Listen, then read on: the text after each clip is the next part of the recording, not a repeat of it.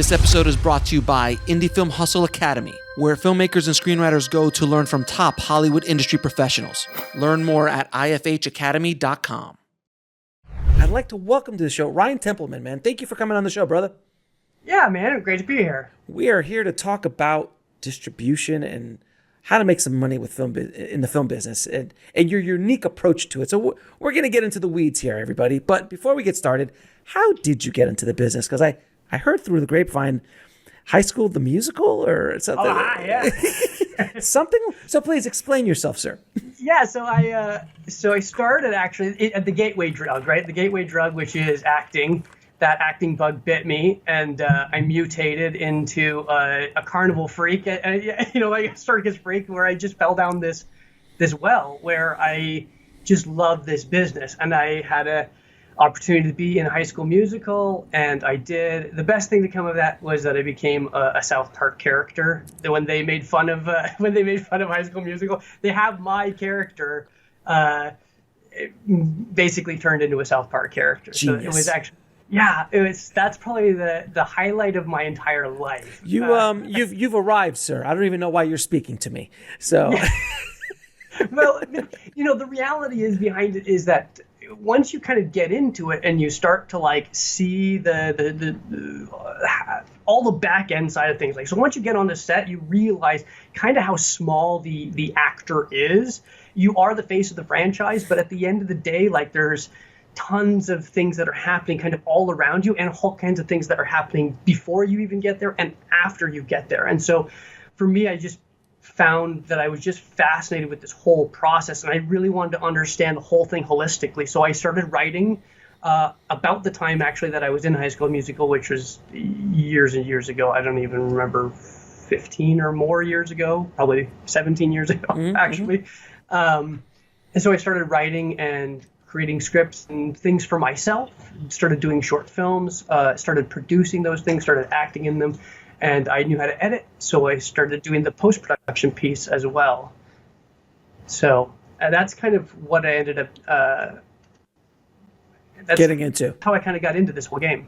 Yeah, so yeah. You reached out to me, a friend of ours, Rob Hardy, actually reached out to me and said, hey, I had this great conversation with this filmmaker about this new business model that I think you really should talk to him. So we spoke, and I want you to explain to the tribe, what is this new distribution business model that's making money or can potentially help filmmakers make money? Well, it's not necessarily a new distribution model. It's a Frankenstein of kind of the traditional business model and the business model that we're now in. Mm-hmm. So I think it's probably best to talk about, maybe let's just go to the traditional business model is getting blown up. And you've got an episode about that, which I would encourage people to go and check out.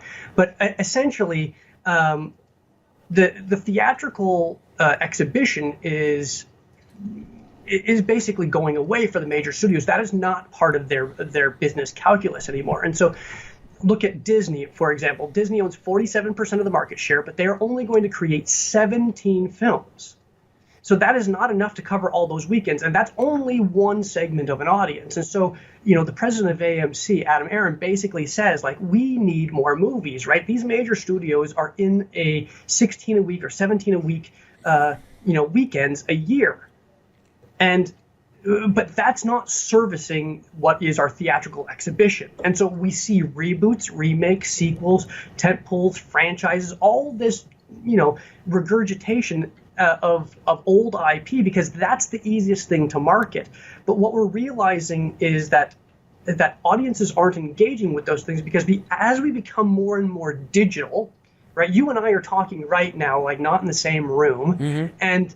And that's amazing. But what we're actually finding, this is my background is in marketing, is that we want human connection. And so that's what people are engaging with. If you look at online, the influencers, right, we want to connect with human beings. And our theatrical spaces is actually a good place to do that, to be shoulder to shoulder with somebody enjoying the same thing. Because when you hear them laugh, right, that gives you, that serotonin that makes you feel good and feel like you're part of a community. And that's what we need. But those big businesses can't compete in that space because they're not human. They're not human. There's no, who's the face of Warner? Mm-hmm. Or who's Disney. The face of Paramount. Yeah, or Disney, exactly. I mean, it was Walt, but back in the, but we don't have that face anymore. And this is, and so people want that thing. And so this is why we engage with actors and celebrities, because that's what draws us to things, right? So we recognize that that person as a vehicle of empathy. It's the protagonist, or it's the antagonist, or whoever it is that is in this film that you relate to. That's who you travel through the journey of the film with. And as you see and recognize those people more and more frequently, even though you don't necessarily know them, I'm sitting here chatting with you. I listen to your podcast, and I think you do great work, right? But I feel like I know you. But this is only the second or third time that we've ever chatted, and so you are a vehicle for me that I imbue you with a certain familiarity, and so. It's the same thing with our films. That's why you go out and you get talent that people recognize. It doesn't have to be A-list. You just have to recognize the talent, because that's how you bring the people in. This is my trusted vehicle for how I get into the film. And so independent filmmakers then have a huge opportunity in front of them with the theatrical space, because the major studios are pivoting a huge amount of their resources away from the theatrical space and into streaming. And with that, they're going to now have to start creating crazy amounts of content, almost unsustainable amounts of content. And you look at Netflix, I think, is somewhere 15 billion. 15, and then they added 2 billion just recently. And you can expect that basically everyone is going to follow suit to some capacity. I think Apple is at 8 billion. I heard Peacock is somewhere in that 7 billion.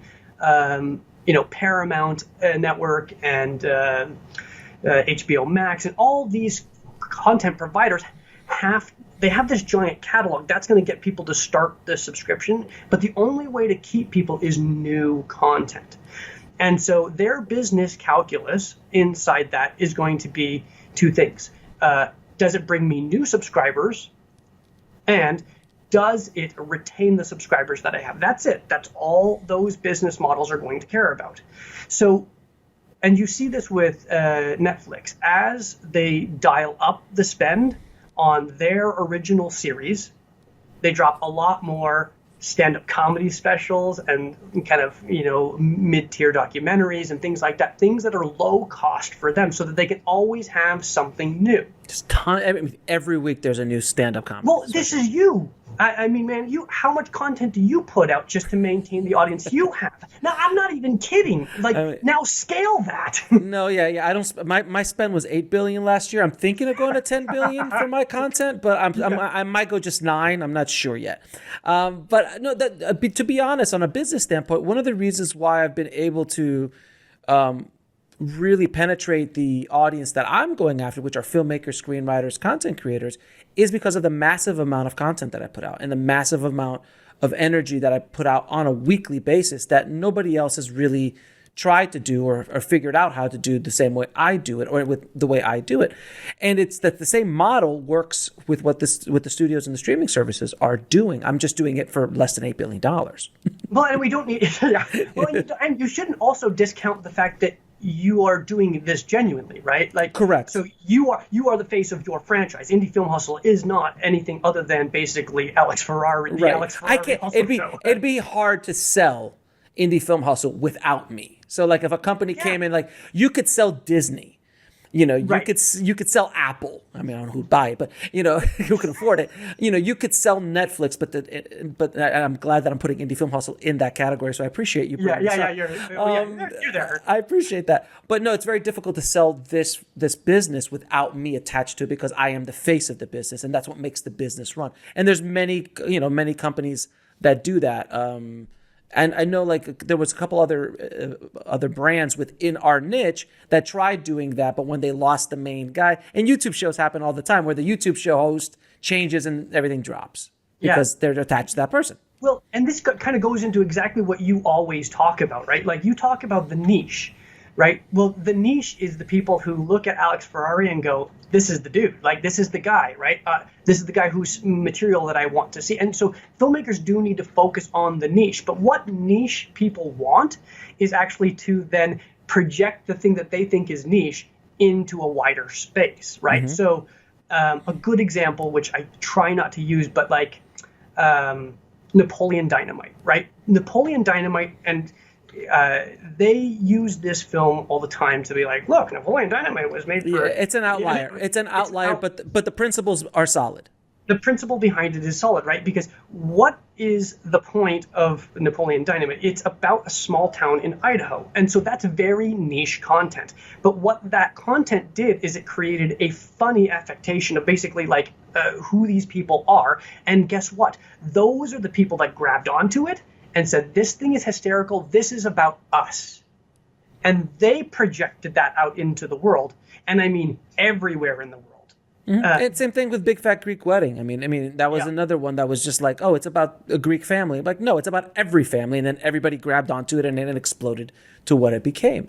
It's all relative. I actually use Napoleon Dynamite in my new book, The Rise of the Filmtrepreneur, as a model, and I even say, I'm like, this is an outlier, but the principles of what happened here are sound, as opposed to Blair Witch Project or Paranormal Activity, which were complete lottery tickets and cannot be replicated. But the concepts behind a Napoleon Dynamite or Big Fat Greek Wedding can be replicated if you use the base concepts correctly. And there has to be a little bit of lightning strike to make that work as well.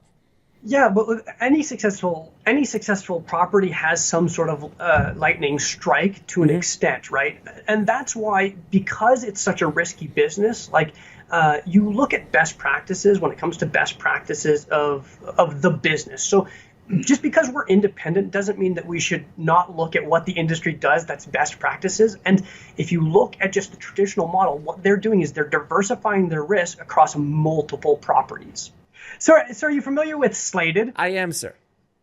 Okay, so Slated has like this rubric where they basically are talking about independent films and theatrically released independent films. They do a study from, I can't remember the dates, I think it's 2012 to 17 or 18 or something like that. But basically what they show is that the number of winners and losers at the box office are about equal. It's about 50%, which shouldn't be terribly surprising because those are businesses that have actually gotten to their point of sale, which is the theatrical space. And the losers make back, on average, about a 0.25 ROI. But the winners are making back like a 3.35 ROI. So if you put those things together, right, the overall is a 2.41 ROI. So just and for everybody, return on investment. So everybody knows what ROI means. Yeah. And a 2.4 is a decent return. Now, people who invest, they want like the 4x and they want the 10x and they want these giant returns. But a 4x can happen if you have just one of those kind of, let's say you made 4 films. One of them is a winner, one of them is a loser, one of them is a winner, one of them is a loser. The rubric basically is that you would get 2.41 return on investment. That's what Slated's data tells us. But investors want that 4x number. So you would really need to hit a home run in one of these things in order to hit that 4 or even a 10x. And those are unicorns, right? So if you want to make money in the film industry, then you just have to make lots and lots and lots of films. And that's what everyone says, right? You just have to make lots and lots of films. The problem is if you don't make a great first film, it's really hard to get your second. And it's really even harder to get your third, especially if these two didn't do well. And so what happens is our artists get one chance. And so we put all this pressure on these artists to make a film that's going to give them a career. And that's not fair. Especially for a first-time filmmaker. That's not fair. Like my first film, I would hate to have that be the only thing that people ever judge me on. And the same sort of pressure is put on everyone. And then once you have that first one, how do you get the second one? Because now you want to try and scale up. You want to try and keep moving the ball forward. And so what we ought to be doing as independent filmmakers, and this is the business model, is creating a career, play the long game. So get 4 filmmakers that each have their own story to tell, and you work together. But you have to work within the model that exists. So how do we value what a film is? Now we're talking value. What's the value of a film? Well, we know the value of the film based on the budget, because we always talk about the budget of this film is X amount. Budget and cost are not the same thing. It's not the same at all. My budget could be $12 million, but I only ever spend $3 million. So that's the value is 12, the spend is only 3. And how do you calculate the value? So you calculate the value by taking the script and going through it the way that a line producer does. So this is what all the studios do. They go through and they say, it costs me X amount of money based on the DGA rules, the WGA rules, the SAG-AFTRA, IATSE, and they go through the whole thing. Like, I absolutely need X amount of things for this film. These are the hard costs. And then they make phone calls and they basically get the bids for what these things cost. And then when the film is actually made, they put those real costs to the film at the end of the day. And then they know exactly what that film budget is. But it doesn't necessarily mean what was spent. They'll spend on the things that are hard costs, right? They'll spend on, renting the equipment. They'll spend on talent, the talent, and they'll spend on those things they absolutely have to have. But they already have an infrastructure. A lot of these major studios have an infrastructure, so they're portioning. It's an apportionment of their actual people that are inside that is creating this thing called soft money. And soft money isn't like a tangible hard asset.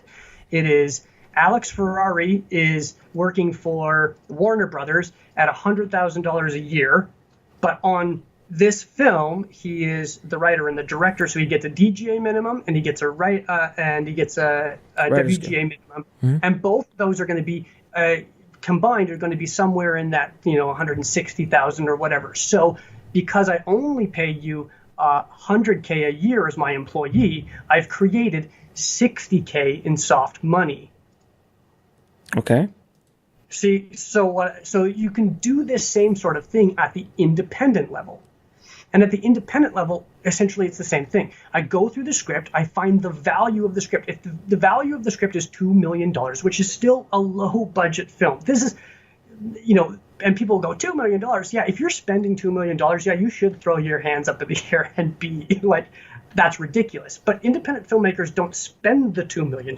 They spend a fraction of that because the $2 million value on the film, and you play within the rules of the guilds, because at the end of the day, you want to sell this film, you want to take it to theaters, you want it to live on a streaming service. All those major players play nice with the artist guilds. And the reason they do that is because that is the bread and butter of their business. Without the artists, they don't have films. And so that's what we have to start to talk about, is that you play nice inside this budget, but you fandangle the rules to work in your favor. And you do that by creating soft money. So I'm confused in regards to the valuation of the product. So if you're making a movie for $100,000 and you're valuing it as $2 million, I still haven't heard the way to do that.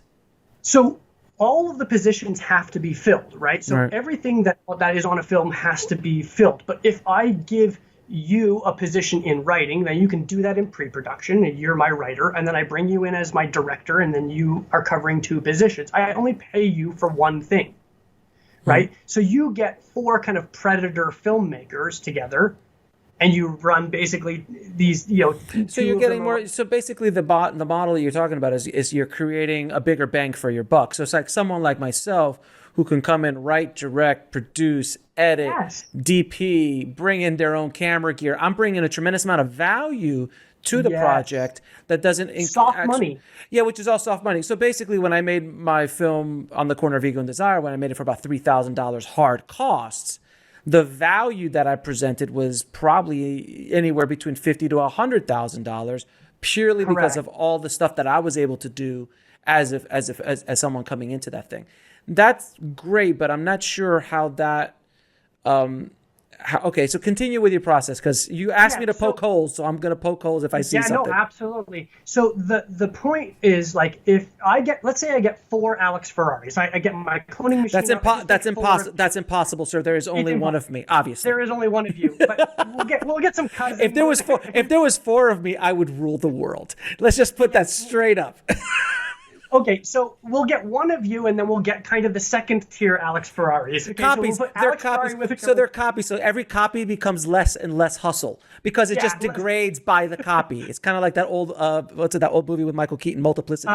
Multiplicity. Yeah, that's exactly it. So we multiplicity Alex Ferrari here, and then. Sure. So we got 4 of you, right? So now think about all the positions you're going to cover, right? You're going to write, you're going to direct, you're going to shoot, you're going to produce, you're going to maybe edit, do lights, you're going to edit, you're going to do color, you're going to do all your DIT, you're going to do your data management, you're going to do everything, right? You're going to do your sound design. Well, now I only have to pay 4 employees to get all those things. How much did all those other things cost? Now, I'm going to ask you 4 to do that for 2 years and make me 4 films. Each of you get to run the helm at 4 films. You do it over the course of 2 years. Now, I'm going to pay you your minimum. I'm going to pay you and Alex 2 and Alex 3 and Alex 4 the minimum amount of money you need to survive. And what's going to happen is you're going to see that the difference between what you should have made if you were writing, directing, producing, and doing all these things through the unions, what you should have made, that giant gap is going to create a huge amount of soft money. Mm-hmm. That is what you own as the filmmaker, right? That's basically your deferment. Mm-hmm. And so what you do is then you actually get the hard money to pay you and Alex 2 and Alex 3 and Alex 4. You get that hard money for your minimum basic living, that money from an investor, and you pay that money back first. So if let's say your minimum amount you absolutely have to have is $50,000. Now I'm making a movie that might cost me, $2 million on paper. I have these 4 people who are creating this huge amount of savings, so maybe $1 million in savings. So I basically have you guys all for $200,000. I'm saving $1 million. Now I only need $800,000 in order to make 4 movies, because you're going to work for 2 years on that salary essentially, and that's kind of the. Okay, so you're basically creating a slate of films and basically hiring everybody salary to create these forms to create these products. So I mean, it's simple economics basically. So as opposed to hiring out freelancers to build and I always use this olive oil business. So if you hire out freelancers to build the bottles, bottle the bottles, do all this and that. So like when I had my olive oil company, which again, if no one has heard of this, that's a whole other story for a whole other day. But when I had my olive oil gourmet shop, I had staff. I paid them a salary. They sat there and they bottled olive oil by hand in my factory, which was my store. So by doing that, I was able to create, based on paying them an hourly rate, how many bottles could I fill? How much product could I create based on the hourly? Now, if I would have paid them per bottle or per groups of bottle as a freelancer, the value wouldn't have made sense. That's right. This is basic economics for any business when you hire a salary versus a freelancer or a contract worker. But you're trying to create that model within a cinematic slate of films. Exactly, and within the independent scene, because we talk about independent, and part of the problem is that we branded ourselves as independent, so that literally means by yourself. Right. We really independent should be independent of the studio system, independent of the system, not independent like I'm all by myself. That's the way I look at it. But we branded ourselves that way, right? By being renegade and kind of being like solo entrepreneurs and this sort of like look at me running around with all my gear all over my body. I don't know what you're talking about. I've never done anything like that, sir, at all, ever. I'm sure there's some behind the scenes of. There's a picture of me on This Is Meg with like this huge rig with the camera and the mic hanging. Yeah. I mean, literally, if I had a broom up my butt, just I could start cleaning the floors while I shot. It was insane. Well, that's the whole point, right? And so as you have this independent kind of branding that we've given ourselves, and we feel like we have to work alone, but we don't. In fact, it's actually so much better to work with multiple people, because if you put everybody in an equity position, So like I work in post-production, and you worked in post-production, and you know that post-production is a service-based industry. Correct. So they come to me and they hand me a film and they hand me money to work on the film, and I edit, and we do the assembly, or we do whatever we do in the online, the color, whatever it is that we do, VFX. I get paid for that service. I own nothing when it comes to that film. But the only way to actually scale up your business is to own a piece of equity. Correct. And so what happens is then if you take the savings that you had in your soft money, that becomes your equity investment in your film. And so when I turn around and I go out and I raise this $800 or $1 million or whatever it is, I then can turn around with that same group of filmmakers and make a very, very strong claim that 50% of this movie actually is mine because of just the equity play. Right. And the one thing I've always said multiple times on the show is, like, if someone showed up with $500,000 for me, I would make 10 to 12 movies with that $500,000. I would not try to make one movie. Because right. Making a movie is like pulling a slot machine. So I would rather have 12 shots as opposed to one shot sit down and play some hands of poker, right? Like, if we're going to play, let's play. Like, let's not pull the slot machine. Let's play the game. Let's learn the rules. Correct. And let's have a strategy. Shocking. And then, amazing. And then place your bets accordingly, right? So if you know that you got one that's a little bit soft in the slate of films, that's fine. Just do that one as best as you can, recoup as much as you can. It can't be zero, but then do the next one, and then maybe you're going to want to gamble a little bit more on that one. And so what you have to do with these films, let's say, again, I'm using 4 because you can nice do number. 4 films. Yeah, you can do 4 films in 2 years. And you can tolerate any people for 2 years at a time, right? Yeah, I've met some people in the business. I'm going to call shenanigans on that one. No, you cannot. But you get to handpick them. You get to handpick them. And if someone has to go, they have to go, and you hire and you place somebody else in there. And it's just part of what you're creating. So you're basically just creating a production company that has a slate of films where you're hiring crew that can do multiple jobs. So, like, if you hire a DP, it's a DP who owns their own camera, their own lenses, their own grip truck, maybe. And you pay them a salaried position where they're getting a steady income guaranteed every day, or for months at a time, and something that's going to make sense for them, and or some sort of equity in the projects that they're creating, and kind of making it more of a communal way of making films on the making side of it, actually producing the product. Is that basically what you're telling me? Basically, yeah. And so because that person, that DP would get hired on maybe one film a year or one every couple of years, things, that sort of thing. It's rough, yeah. Mm-hmm. Yeah, what I'm doing is I'm guaranteeing that you will work on at least 2 films for the next 2 years. So I'm guaranteeing that salary. And so then what I'm doing is basically saying your value is based on the DGA, the Directors Guild of America, what you should make working on this. What's the least amount you're willing to take? Everything that you create in soft money becomes your piece of the equity in the overall budget. Go ahead. Yeah, so I understand what you're saying. So it's, again, the basics is you're just creating more value by leveraging time and amount of films. But you're dialing down the spend as well. Correct, and you're dropping the budgets because of that. You're just being smarter with your money, which sounds great, and I agree with the concept. So the concept of actually the production of the film makes sense, and it's something that I've done many times in the past. I haven't done a slate of them per se. I've done it one-offs, but if people always ask, like, Alex, why don't you make like 5 or 6 movies a year at your budget range, which is going to be under $10,000? I'm like, I could if I want to, but I don't. I'm busy doing other things right now. But I could easily do that without question because I have the infrastructure to do it. I have crew that I could do it with. And your model, I could easily bring to crew members that I work with, and they would be on board without question. But the question I have for you then is, the production is great, and you're able to make your movies at a much more affordable rate. What is the business model to recoup? What is the distribution model, and how can you generate revenue from these films? Okay, so yeah, that's great. So essentially what you're doing is you're going to do kind of your day and date is going to look a little bit, and I don't know how familiar your audience might be with day and date release, but that's basically you drop it into a theatrical space and then you put it on a transactional video on demand, which means you're paying to either rent or buy that property. So your theatrical, you can just go right to exhibitors and say, I have a finished film. This is my feature film. This is what it looks like. This is who's in it. This is the trailer. This is the key art. And they will say, yeah, let's do a 60-40 or a 50-50 at the gate. And you show that there's actually like people in your community that want to come see this thing, an audience. Yeah. And so that means you have to have done the work ahead of time to get to that point.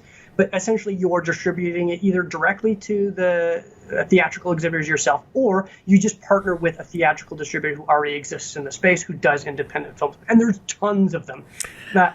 There's tons of them. Yeah, so I was going to say this, and this is something that I think is one of the big nuggets of gold that you're throwing out there, is that there is, I do truly believe that the theatrical experience is not a growth industry as a general statement. It is not where everyone's going. It is not where, tickets have either flattened or are in decline. The occasional big tent pole will maybe jump that number up, but people aren't going more to the theaters. They are watching more streaming content.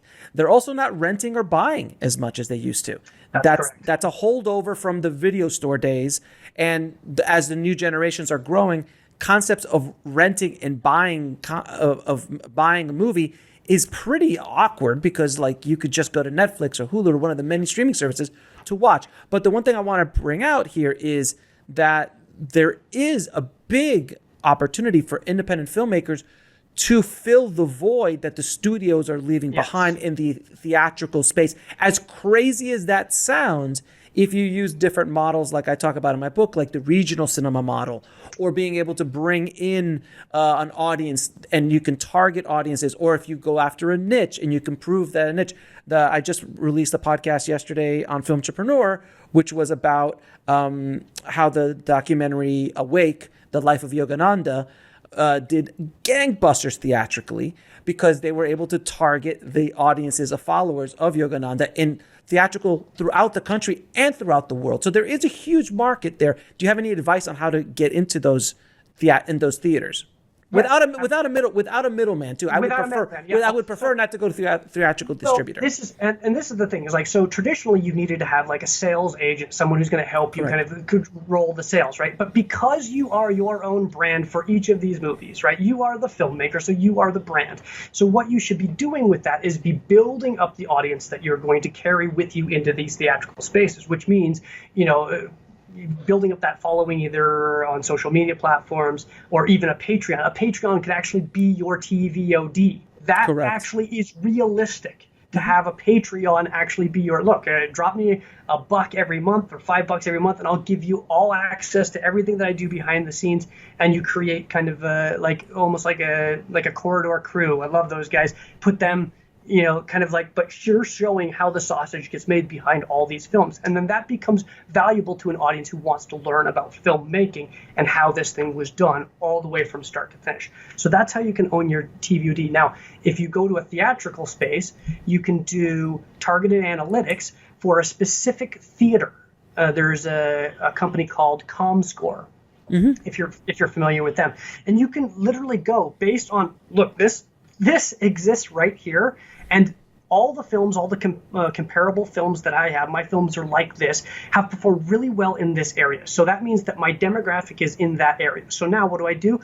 I pump money within, maybe 10, 15 miles. I'm not sure what the exact mobilization rate is around this specific theater, but you start pumping your marketing dollars into that actual radius demographic for those people, and you try and drive them to that one point of sale.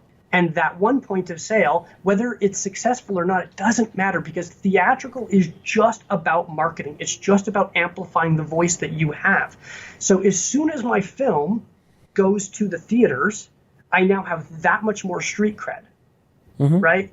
And now I am a poster that someone walked by as they went up to go and see whatever Disney was showing. They saw my poster in there. And then when they see my poster, when they're scrolling through Hulu or Amazon or Apple TV or whatever it is, they go, oh, I recognize that.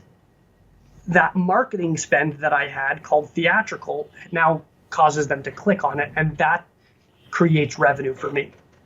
Yeah, it's just about the model is it makes sense, but the ROI is the issue for me, because for you to do if you can break even on the marketing spend, meaning that if you can break even on theatrical sales, whether that be through actual box office or actually selling merch, or some sort of ancillary product lines while doing that screening at either conventions or theatrical or whatever you do, if you can break even or actually make a profit at that point, then this model makes sense. But if you are losing money theatrically, and then you're hoping that people that happen to pass by look at a poster are going to stick out, it's going to be rough. Right, but you're not talking about a huge number. At $2 million, like, you need 50,000 people to see this movie. That's a lot of people. 50,000 people. Yeah, but it's not a lot of people if you actually turn these things into like events. If you're going to a city and you're running an event on a Friday, Saturday, Sunday, and you're going to be there for a Q&A afterwards. Yeah. Right? You're touring. You're touring, basically. You're going on tour with the movie. Yeah, you're basically Frankensteining, like you said earlier. You're Frankensteining a bunch of different models, trying to put something together that makes sense. So you're taking the best of every little bit, trying to put together this entire model. And so I understand.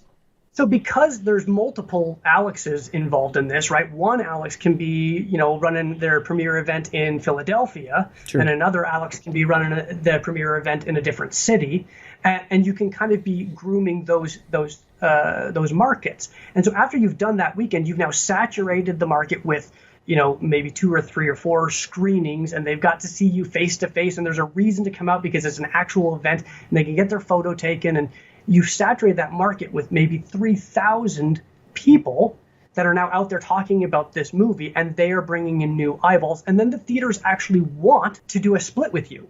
So if you had to four-wall it for just your little events, because they're like, we're not sure, that's fine, you four-wall just that one. But theaters need more movies. They just simply need more movies, and they need it for more demographics. And so if you say, like you've been saying, if you niche down and you know that niche and you know how to get to them and you know where they live and where they are and you can actually mobilize them to the movie theater, then you can put that in front of them, and then there's a whole reason for them to go out into their communities and say, that niche I like, this is a movie about the niche that I like, and that's the word of mouth marketing, or what they call buzz, that actually brings new eyeballs to come and see that. And the theaters love those kinds of deals because a 50-50 for them is a better deal than they're going to get from any of the studios. Right, and the thing is that, again, everything you're talking about really does come back down to the riches or in the niches. Like, it is about niching down. You're not doing 4 movies that are broad spectrum, like a romantic comedy, a generalized drama, a generalized horror movie or something like that. You're creating very niche product for niche audiences within this model, which now you've hedged your bets even more, because now you have an audience that you can actually reach, as opposed to creating, I'm just going to make a romantic comedy for $100,000 with no stars in it and hope somebody finds it. Like, that's you'll die. It's over. It's dead. But I do. Go ahead. Sorry, go ahead. Yeah, no, go ahead. You niche down to a place where then you provide them with material that they then want to announce. Correct. Because if you niche down and it's only something that can be shared within the niche, it's really only got that narrow amount of time. And you can do that and make money in that thing. Well. But the way to make money in theatrical is actually to grab the niche and then have the niche want to tell their friends who aren't in the niche about it. That's the word of mouth marketing. That's the piece that creates those 4X and 10X films that then can carry your whole production slate. And so you're niching down with the content on the screen, but then in this sort of model, again, if you're showing how the sausage is made on the backside of it, then those people feel the same sort of reciprocity for the person who's sharing that information with them. And they're potentially paying you here in your transactional video on demand or Patreon kind of style window.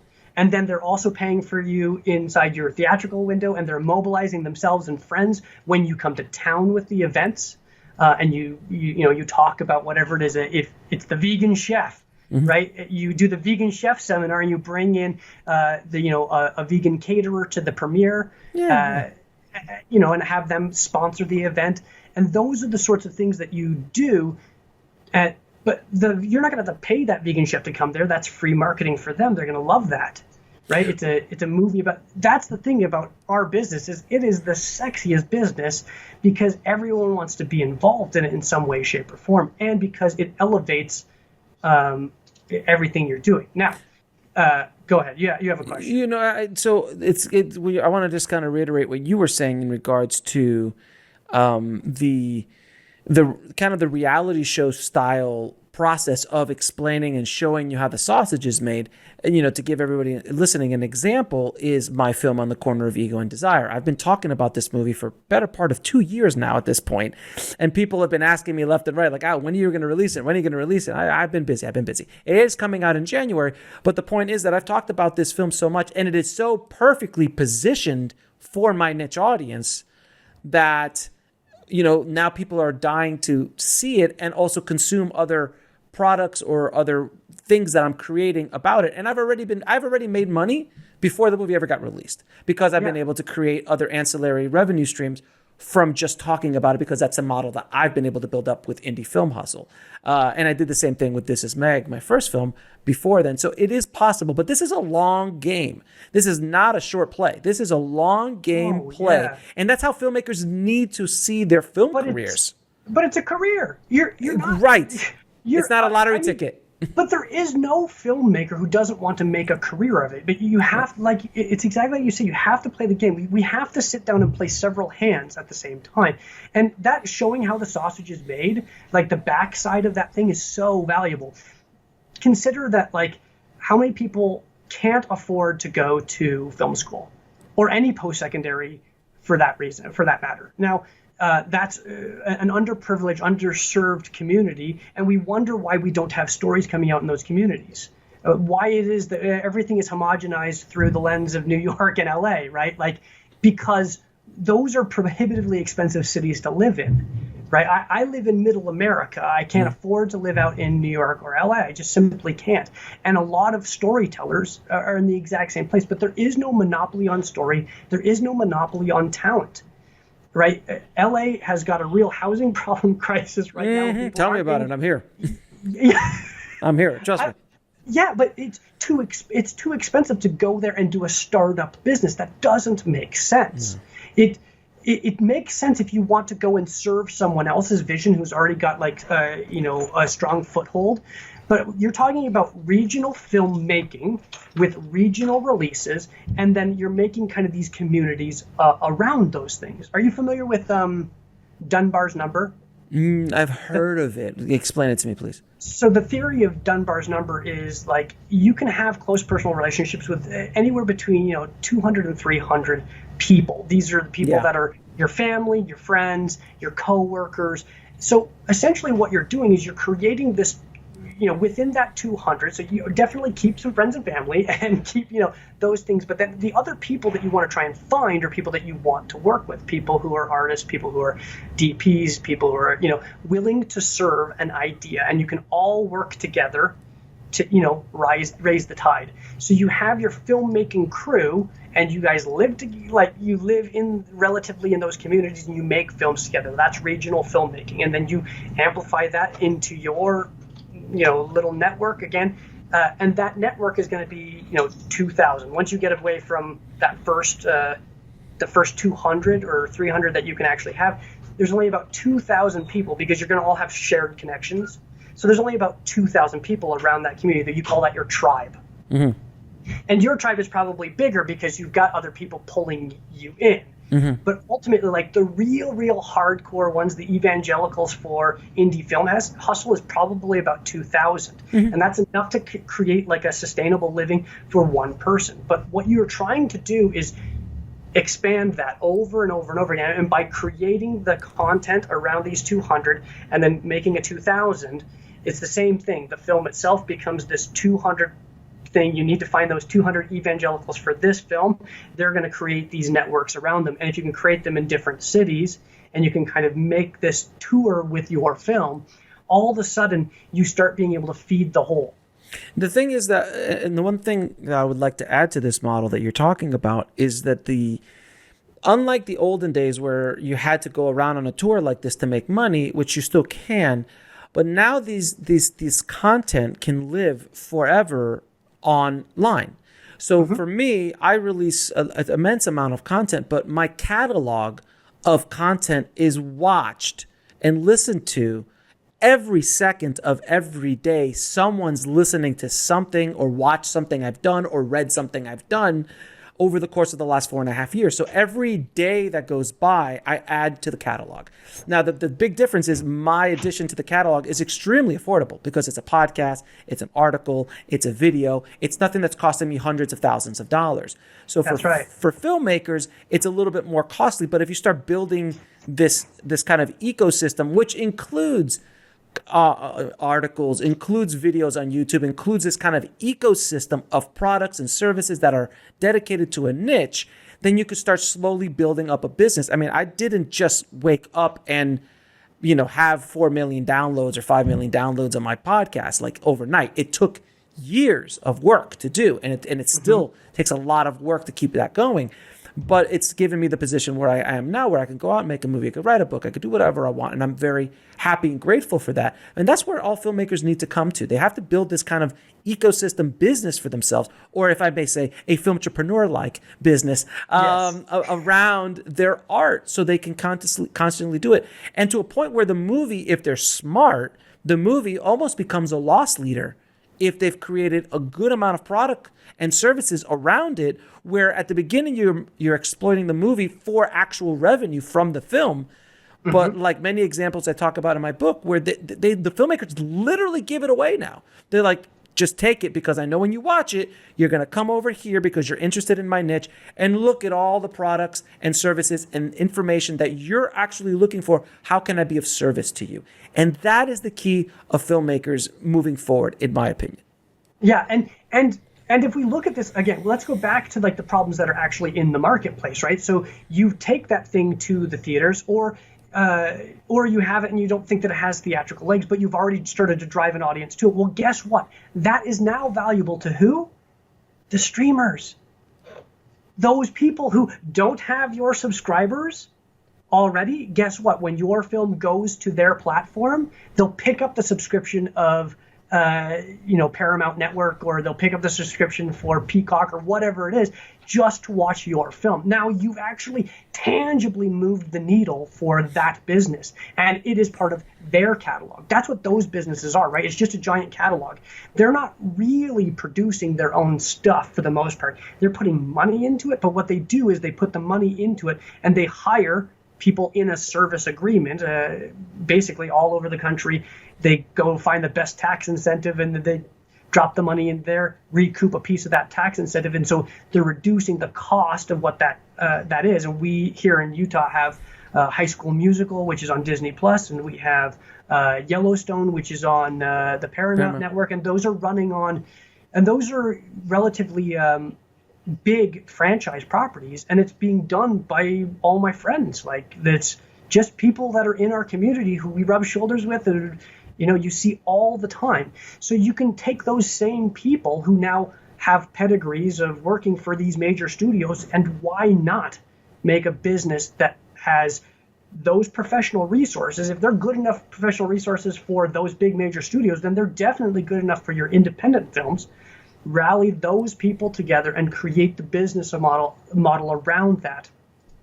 And then if you really want to give an opportunity to another group of people who are underserved, there are investors who actually want to invest in films and who are not allowed. Because if you have the major studios who create these slates of films, so like I said, Disney's going to do 17 films. So they have one giant equity fund essentially that's capturing all this money from their private investors. You're either in or you're out, and if you're out, you're basically out forever. So you always have to put this money in. Doesn't matter what's in the slate of films.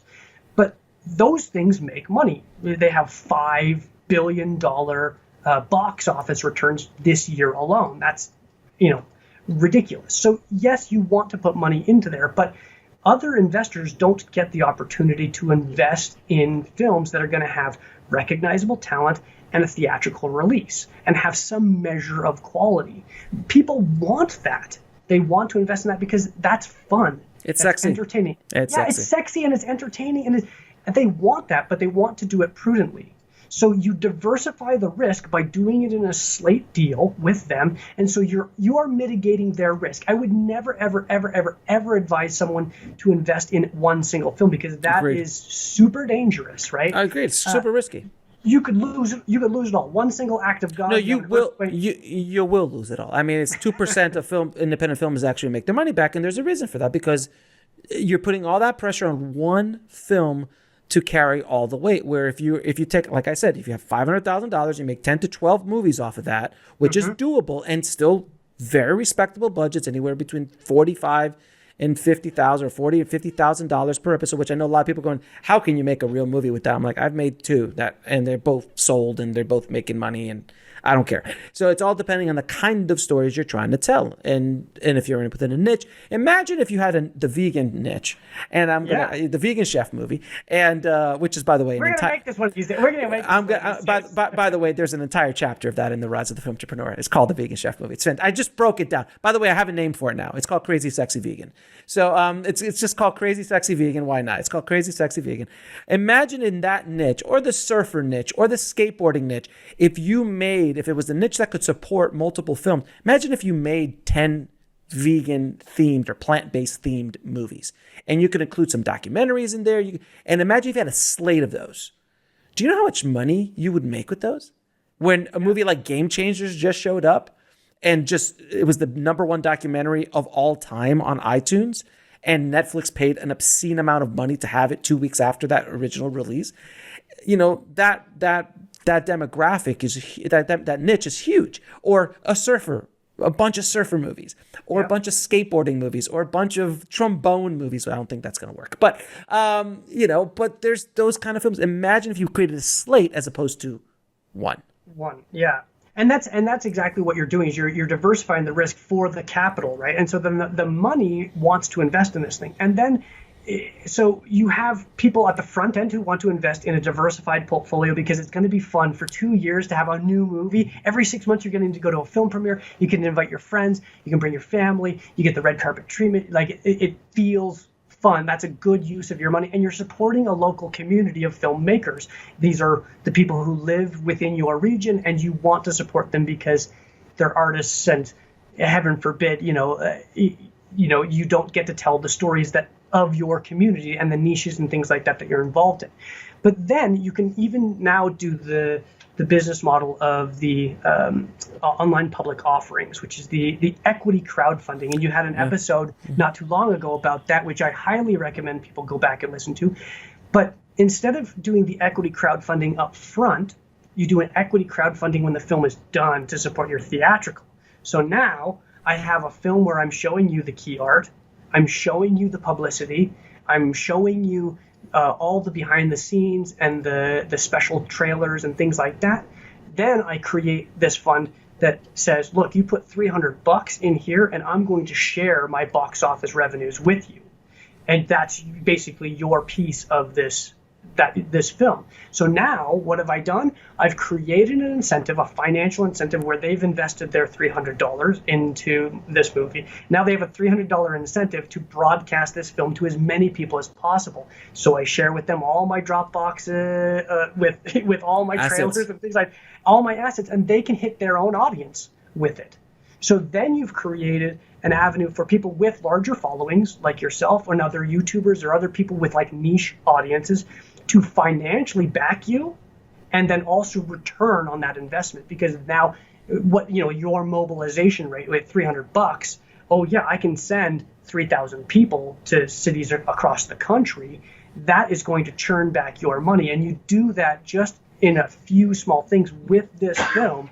And now you're de-risking what? Your theatrical risk goes down, your P&A spend comes down, and the filmmakers are de-risking themselves in the theatrical space, sharing the box office with the audience who will actually mobilize to go and see it. The key, though, to this entire conversation is to keep the budgets low. Yes. To keep the cost of the product low. And that's what I keep preaching again and again. And I was talking about it at AFM when I was there last week, where I talking to filmmakers, and they're like, I talked to a couple filmmakers, they're like, how much do you need? They're like, well, I have a $250,000 movie, but we need $1 million. So I'm like, but you have $250,000 cash. He's like, yeah, we have 250,000 now, but we need $1 million.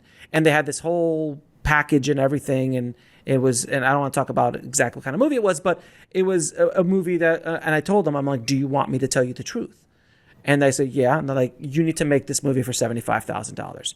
And if you're smart, you'll make 2 or 3 movies with that $250,000, if not 5 movies with that $250,000, because you're going to spend another 7 years chasing the $750,000, and you won't be able to make money back with this. I promise you. You just like, who's your cast? What's your theme? And it did not pass the mustard. So if you drop that budget as low as possible, and I would always tell people as well when I had people that I talked to, I go, look. If you have $30,000, you're like, I know you want that techno crane shot, but can you get away with it? Like, how much does that techno crane add to the bottom line? And like, what's it worth? What's it worth? It's like, again, I'll go back to my olive oil. So if I have a bottle and my bottle is gold, it's a golden bottle. It's made of pure 24 karat gold. It still has olive oil in it and has a diamond encrusted cap on it or a cork on it. Okay. How much more money am I going to generate? How much more revenue can I generate by adding really embellishments that the core customer doesn't care about? Yeah. You know, like 1 or 2 people are going to buy that. I'd love to meet these people. But if someone's going to buy a 24 karat bottle of olive oil, sure. Someone will always buy something. But in the long term, does that techno crane add any more dollars to your bank account? Does it add any more audience? Like, can you tell the story in a slightly more affordable way? I know it's nice. Look, I've shot with a techno crane. If I could live on a techno crane, I would. It is wonderful. But does it make financial sense to occur that? Right, and that's the calculus that filmmaker, and when we're in art mode, I don't think that we actually should be thinking too much about that. Like, we really should create from a space of purity. But then, like, when you take your first steps back, like, you need to go, oh my gosh, this is so not going to happen.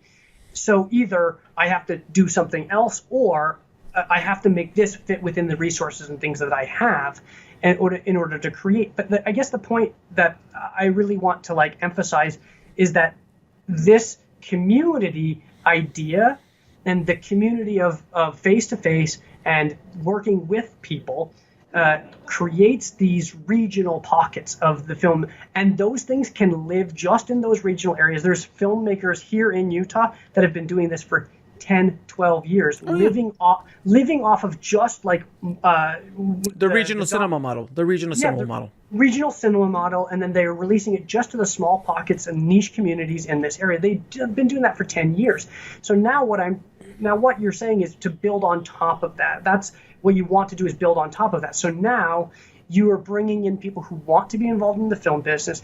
Imagine if at the front of your theatrical screening, you had this film is brought to you theatrically by, and it's all the people who invested in your equity crowdfunding campaign, their Twitter handles, or whatever where their businesses are. That is a huge value to someone because it's entertainment, which is what captures eyeballs and attention.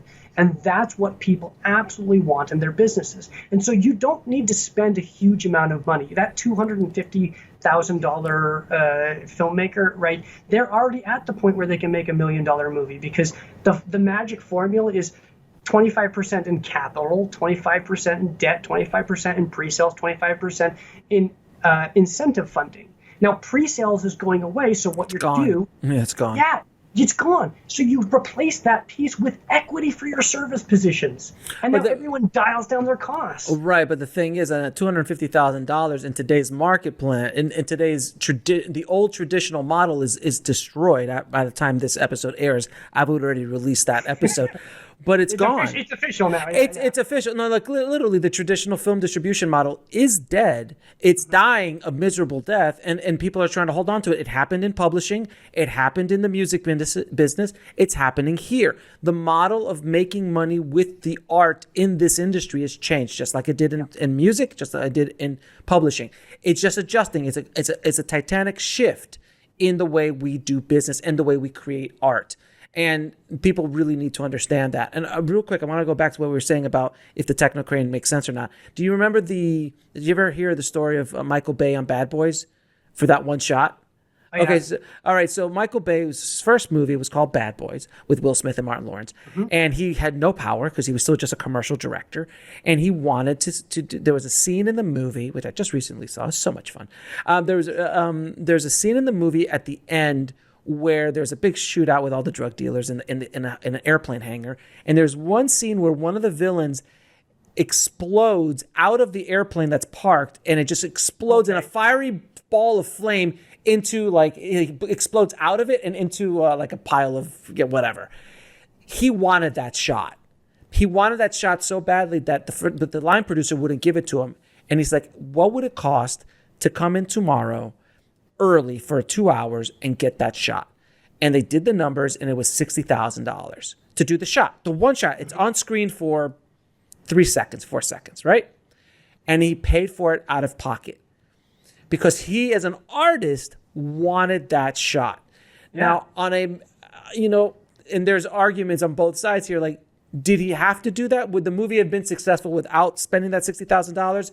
Yes. There's no doubt in my mind that the movie would have not lost any box office whatsoever without that shot. But the artist in him wanted to do it. But you know what he did? He ponied up his own money to do his art. And that is the big difference that filmmakers don't get. If you want the Technocrane and you want to dig into your credit card because you want the Technocrane shot and the production can't afford it, go for it. But understand what you're doing.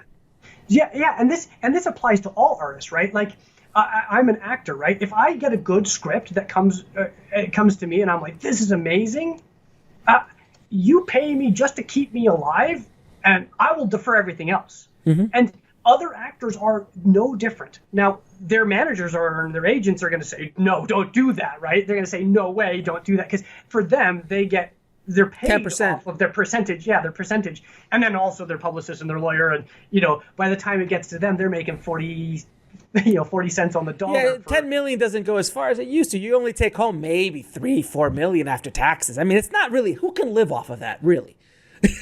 Right. Well, but independents can go to actors, and they do all the time. Go to an actor and say, look, I want to pay you a SAG minimum deal to work on this film for however many, 2 weeks or 3 weeks. Try and shoot them out as fast as you possibly can. And they will say yes to the things that they think are good. Yes. And if you've got a strategy to put that into the theater, then you give them box office bonuses because they are the vehicle. They are that protagonist or antagonist or whatever it is that they're playing in your film that people recognize. That's their brand. And you double them up every time you double up, or you give them the first take off the top in order to get them whole. Because at the end of the day, they are artists as well, and that's their sacrifices to work at a lower rate to work on your film, and everyone will do that. It's the problem is when filmmakers take advantage of people's passion and say do it for free, and that's a real problem. And there's a lot of filmmakers who don't know how to say no. There's a lot of crew people who don't know how to say no. There's a lot of actors who don't know how to say no because they're being given an opportunity, but you can't live on zero. No, without question. I neither, when I make my films, I either pay them minimum or I give them some value that is worth their time, whether that be a service, whether that be an exchange of services, whether that be, there's something that I give them that they're willing to do the work for. And it's also, I'm not working them 20-hour days. It's a lot of things like that about it. But the one thing I also wanted to say here is that what we're talking about is with the actors and coming up piece. Everyone's becoming a filmtrepreneur, whether they know it or not.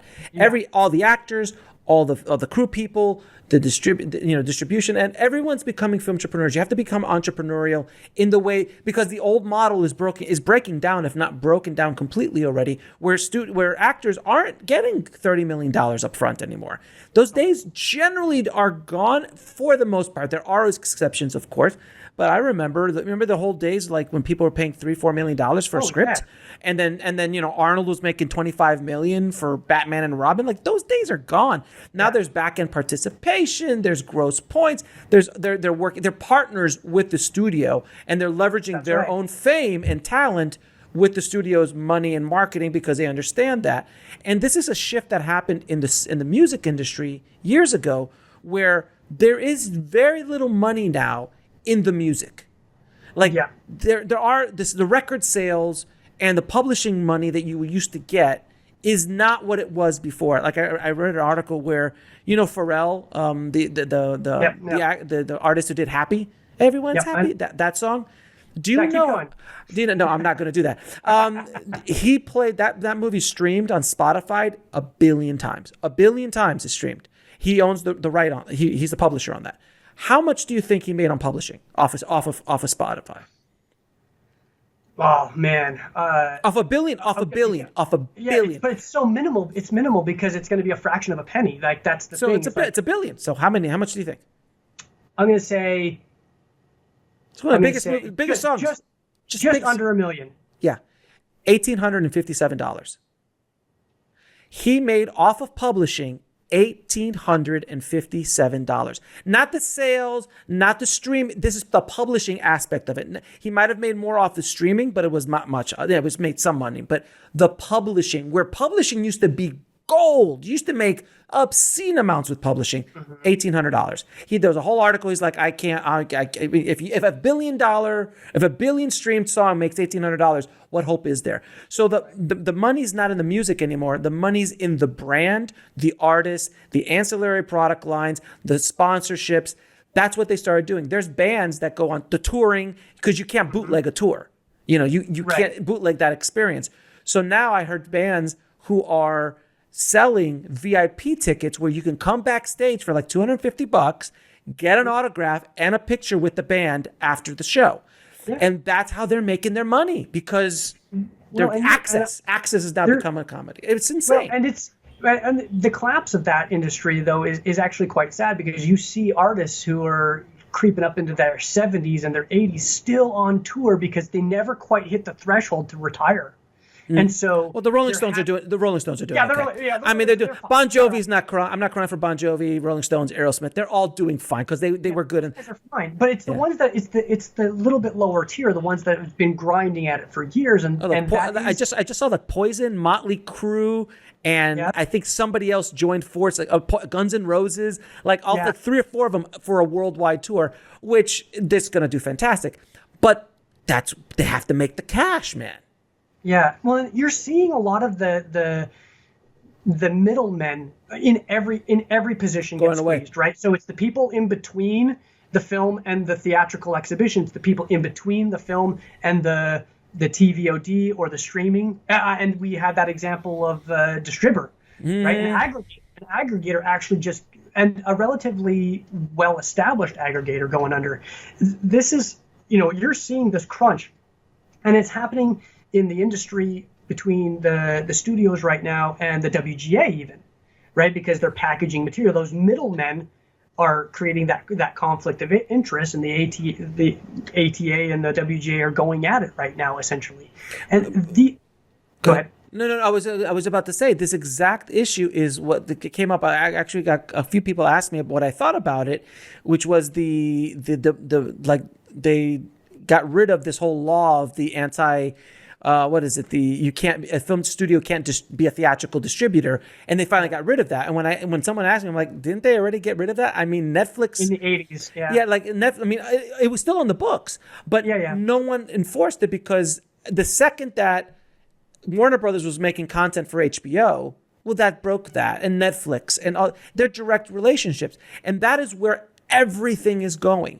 The theaters, the studios don't want to deal with the movie theaters. If they can make the money going directly to Disney Plus, if Disney can make money going directly to Disney Plus, they won't go theatrical. If they don't need to share 30, 40, or 50% of their take, where people are going to show up because, look, right now, Frozen 2, the only place Frozen 2 could be seen is Disney Plus. I promise you that'll jump 30 or 40 million subscribers in the course of one weekend. Now, will they stay? That's the job of Disney Plus to keep you there. But if they start imagine a world, and I know this world is coming. Imagine a world that now the new Marvel movies, the new Star Wars movies, they're all designed for the direct output because they don't need to go theatrical. And if they do go theatrical, it's kind of like a specialty event, or it's not the main revenue source. It's happening already. It's already happening. I don't know if you've heard this, and I might have said this publicly before. I'm not sure. That I heard through the grapevine that Disney was showing a lot of their people how they actually made money with their movies. So it was quadrants. It was like box office, it was DVD, Blu-ray, home video, and merchandise. And when they came to Frozen, it was like an 80-10-10. So it was like, and that made $1 billion in the box office. So it was $1 billion box office, like $1 billion or so in home video, DVD, streaming, all that stuff. And then 90% or 80% was all merch. And then, do you know how much? And then you know how much they made off of the dresses? Just the dresses, the Frozen dresses, just the Frozen dresses alone. How much they made? $1 billion on the dresses. Just on, not the other obscene amount of merchandising for Frozen. Just the dresses was $1 billion, because that's what they care about. That's where the money is, man. That's what the money is. Yeah, and that's why the theatrical is actually important, because it elevates your voice. So now you actually have perceptible value to all kinds of other merchandise creators, who then would come to you and say, let me license this to stick it on my mugs. Let me license it to put it on my shirts. Let me license this in order to create dresses, or whatever that piece is. But you have to get to that saturation kind of point where people know that you exist, and the theatrical space is the way to do that. And if the currently, who knows what's going to happen there? But here's the thing: is like, we don't stop going to sporting events because we can watch it on TV. We still go. Just the cost of going to it goes up, right? And that's what's happening with the theatrical space. Like, there's something magical about being shoulder to shoulder with people, screaming and yelling at your favorite team. It's the same thing in the theaters, right? You need to feel like you're part of a community. So that's not going to go away. It's just the cost of going to the theater is going up, and we're seeing that. Because, like you were saying, the ticket sales are going down, but what's happening to the revenue numbers? They're flatlined. They haven't gone down in years. Because the price keeps going up. The price goes up. Yeah, it goes up based on the number of people. And so, but that's why you're seeing nicer recliners, because there's fewer people. You're seeing recliners. You're seeing food show up. You're seeing better screens. You're seeing better sound, because now I've got to compete with every home theater system in the entire country. I've got to blow those guys out of the water to make this an experience that's actually worth your full monthly subscription to, Netflix or Amazon or Disney Plus, because this is an experience, and that will never go away. That experience will never go away, because we have to have human contact as human beings. Oh yeah, plays haven't gone away. Broadway's still doing gangbusters. So arguably, do you need to go see a play? No. But because you could be entertained at home, but it's an experience, it's a different kind of art form and so on. So I agree with you. I don't think theatrical is going to go away completely, but it will morph into a new thing that we don't recognize right now. Yeah, we wouldn't recognize. And our smaller theatrical exhibitors are hurting badly for content right now. Yep. And it's because there's no dollars up front to get into independent film, to allow for someone to control their own destiny through this theatrical space. And so you really have to look at the whole game from end to end on like how you can actually play this game and create strategies for that. Like, I have my strategy, and then it might not be the strategies for everybody. Right. But at the end of the day, like, the whole point of independent filmmaking is to create a story that then other people can rally around. Like, the purpose of art is not to create art, it's to build communities and relationships and give people a reason to talk to each other who wouldn't otherwise talk to each other. That's the purpose of art. Amen, brother. Amen. Preach it, baby. Preach it. So I'm gonna, because we could talk for another hour about this, but I'm gonna ask you a few questions that I ask all of my guests, sir. What advice would you give a filmmaker trying to make it in the business today? Storytelling. Focus exclusively on storytelling, but in all phases of storytelling. So you can storytell on the page, which is the one that we always think about, and you can storytell on the screen and in post-production. But there's storytelling that can be done with data. I'm using the data points of my film to tell a story in order to create a narrative so investors understand what it is that I'm actually talking about. That's a narrative. Focus on that storytelling. Focus on the storytelling of marketing, why it is people need to get up off their couch and actually experience this event and go to this theater at this specific time and be a part of a larger community. Tell those stories. Focus on that kind of storytelling, because the better you can get at weaving those narratives, not just in the three phases that exist in film, but in all the swirling stories that go around it. So when you go out and you do your publicity, all those things, you can be telling good stories. because that's ultimately what makes someone want to can engage with you. Now, what is the lesson that took you the longest to learn, whether in the film business or in life? Fear is just a construct. It is completely in here, and here. Quick story: when I was a kid, I had night terrors for years and years. Like, I would wake up so soaking wet from sweat and screaming, and I was still in the dream, and I would do this over and over and over and over and over again, same kind of reoccurring stories. And it took being awake to realize, like, I'm going to make decisions in my dreams. I'm going to make decisions in my dreams to control them. And I became a lucid dreamer. I was actually able to, like, stop these night terrors because I could take control of my dream. So now I really focus on lucid living. It's the same sort of idea, right? Let's not let the fear of reality stop us from dreaming in real life. And that's the thing that you can be a lucid dreamer, you can put that into the world, and you can make things happen on your behalf, but you have to be the one in charge of it. You have to be in charge here and here and here. That's awesome. That's a great answer to that question. Now, 3 of your favorite films of all time. Oh, man. I can't do favorite of all time. Here's just 3 that come to your head right now, sir. Okay. I'm going to give you 3 that hopefully your audience has either seen or will want to see after I'm done telling you them. Amélie. Amazing film. A foreign film, French, wonderful. And then In America. Yeah, I remember that one. Yeah. Jim Sheridan. Yeah, really beautiful. And then one just for you, my friend Alex, Fire, Ice, and Dynamite. Why does that sound familiar?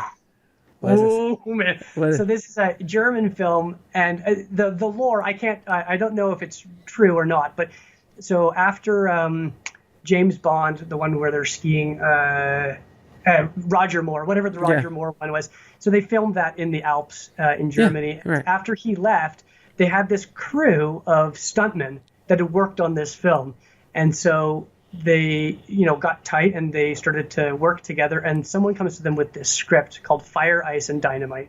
And essentially it's just the most amazing low budget stunt action film of all time, but it's so passionately done that I recommend it. Like, if you just want to have a full on, like, turn your brain off and sit back, relax, and enjoy just 100% passion, explosions, wild stunts, like, this is the film for you. Well, it's on my list now, sir. Thank you very much for recommending that. And now, where can people find you and your work?